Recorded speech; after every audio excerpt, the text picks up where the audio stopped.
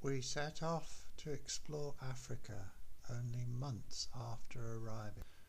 It was so exciting that I even photographed these camels, although they were laughing at me.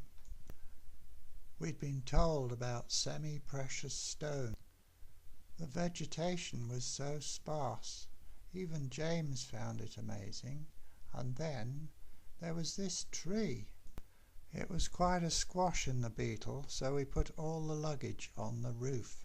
Our first stop was the Agrabis Falls, where the Orange River carves amazing shapes in the rock.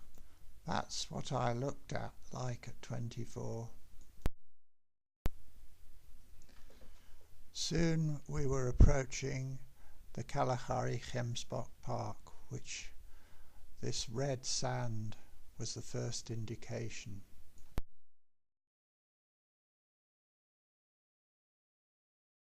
This was our campsite, and nearby we heard there were some bushmen who had just come down from the Kalahari, so we went to visit them and took some photographs. Some other people were there who gave them money, and later we saw the children coming back from the camp with cans of Coke. Next day we set off along the dirt road that is in fact a river basin to see the animals. We saw springbok and gemsbok and lots of animals as we meandered along. But the car was hot and dusty, so we stopped for a picnic, strictly forbidden. The park has Namibia on one side and the Kalahari Desert on the other, and has two river valleys flowing parallel through it until they meet at the entrance. Wildebeest, springbok, gemsbok and hartebeest. They can run at 40 miles an hour.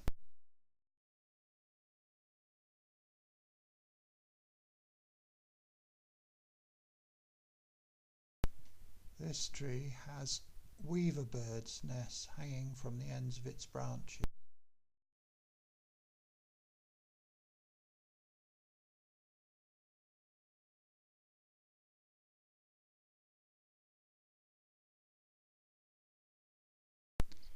Here are two bat-eared foxes.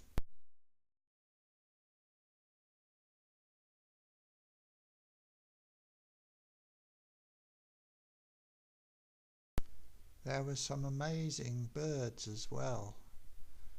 This one is a hornbill, and the next one is a bustard, the largest flying bird in the world.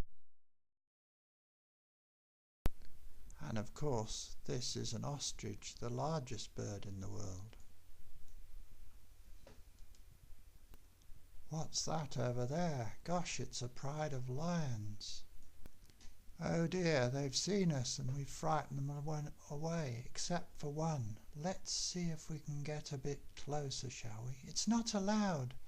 Come on, let's just go and have a look. My goodness, don't go any closer, please stop. We left the forest, but the land was still dry, and then suddenly we came across an amazing strip of green where the Orange River was cultivated on either side. This was the native town. The white town looked completely different. Our faithful Beetle at sunset in the middle of a salt flat where you couldn't see the road.